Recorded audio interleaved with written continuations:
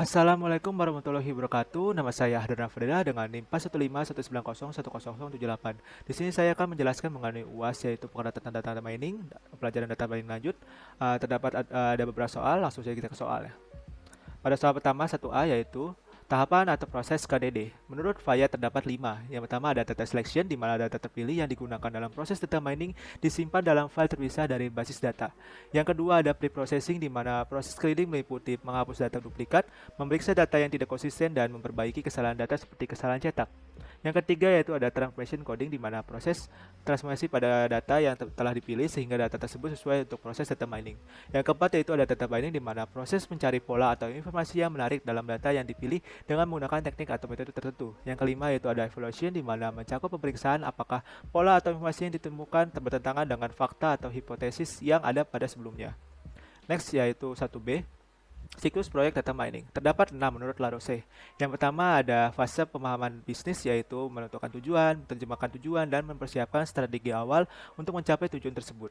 Yang kedua yaitu fase pemahaman data, di mana tahap ini memberikan fondasi analitik untuk sebuah penelitian dengan membuat ringkasan dan mengidentifikasi potensi masalah dalam data. Yang ketiga yaitu ada fase pengolahan data, di mana memilih kasus akan dianalisis, melakukan transformasi, dan melakukan pembersihan data. Yang keempat yaitu ada fase pemodelan, di mana pada tahap ini dilakukan metode statistika dan machine learning untuk penentuan terhadap teknik data mining. Yang kelima yaitu ada fase evaluasi, di mana bertujuan agar model yang ditentukan dapat sesuai dengan tujuan yang ingin dicapai dalam tahap pertama. Yang keenam ada fase penyebaran, di mana menggabungkan tidak hanya bagaimana untuk menghasilkan nilai model, tetapi juga bagaimana mengkonversi skor keputusan.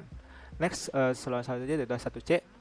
Sebutkan fitur WK yang penting digunakan untuk proyek data mining.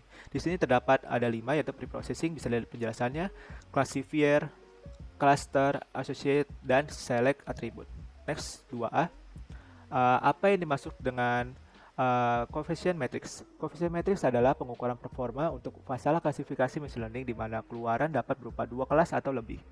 Next, 2B, yaitu jelaskan mengenai MAE, RMSE, RAE, dan RRSE. MAE atau Mean Absolute Error merupakan nilai kesalahan rata-rata yang error dari nilai sebenarnya dengan nilai prediksi. Bisa dilihat rumusnya MAE di slide. Next yaitu RMSE, root mean squared error, di mana akar dari rata-rata kuadrat perbedaan antara prediksi dan nilai sesungguhnya. Bisa dilihat dari rumus yang ada di slide RMSE-nya.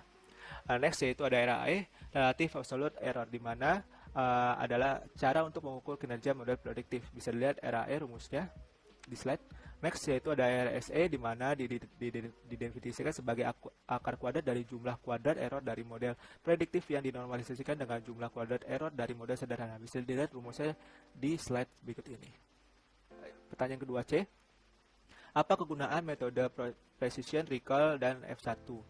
Kegunaan dari precision yaitu sebagai metode yang menunjukkan perbandingan antara jumlah yang benar positif dengan jumlah keseluruhan diagnosa atau prediksi positif. Yang kedua yaitu selanjutnya kegunaan dari recall, yaitu sebagai metode yang menggambarkan keberhasilan model dalam menemukan kembali sebuah informasi. Yang terakhir yaitu F1 score, merupakan metode yang digunakan sebagai perbandingan rata-rata presisi dan recall yang dibobotkan. Next. Pertanyaan 3A, jelaskan persamaan regresi linear. Persamaan regresi linear merupakan suatu alat ukur yang dapat digunakan untuk mengetahui adanya korelasi antara beberapa variabel. Bisa lihat rumusnya yaitu Y sama dengan A plus BX. Next, 3B. Bagaimana mencari nilai A konstanta dan B koefisien regresi pada regresi linear? Di sini terdapat dua cara, yaitu yang pertama yang kiri, bisa dilihat rumusnya, dan yang kedua yaitu yang kanan, bisa dilihat rumusnya. Next, 3C. Apa yang dimaksud dengan aturan asosiasi? Aturan asosiasi merupakan metode yang bertujuan mencari pola yang sering muncul di antara banyak transaksi, di mana setiap transaksi terdiri dari beberapa item. Next, pertanyaan 3D. Jelaskan mengenai frequent pattern mining. Frequent pattern mining merupakan salah satu task data mining yang mencari hubungan atau relasi, asosiasi, dan korelasi dalam data. Next, pertanyaan 4. Jelaskan mengenai cara kerja, kelebihan, dan kelemahan algoritma random forest. Cara kerja random forest yaitu dengan membangunkan beberapa decision tree dan menggabungkan sehingga mendapatkan prediksi yang lebih stabil dan akurat. Kelebihan dari random forest ini yaitu mampu mengklasifikasi data yang memiliki atribut yang tidak lengkap, digunakan untuk klasifikasi dan regresi, menangani data sampel yang banyak, menghasilkan kesalahan relatif kecil, dan lain sebagainya. Kelemahan random forest yaitu pembelajaran bisa berjalan lambat, tergantung pada parameter yang digunakan, tidak bisa memperbaiki model yang dihasilkan secara berulang, interpretasi yang sulit, dan membutuhkan tuning model yang tepat untuk data.